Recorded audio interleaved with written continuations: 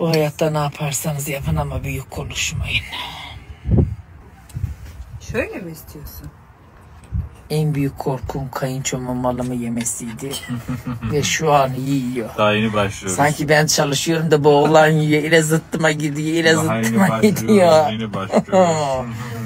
Verdiği bir lokma ekmek Ümran teyzeciğim. Allah Verdiğim bir titre titre babam titre. Neyse işte. Allah'tan nişanlım burada da sesim çıkmıyor pek fazla. Kardeşler neydim? Nişanlı konuşsana. Ne desin? Bir tarafta nişanlısı, bir tarafta kardeşi.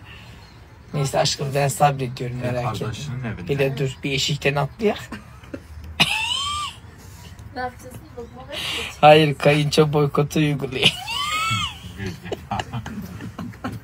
Neydi bir şarkı var? Hiç bunda boykota uyacak bir tip var mı? Oradaki bacadan içeri girer. İşte Ferhatlar ve Kayınçolar dinlemez mi? Bak bunu aklıma iyi soktun. Dur.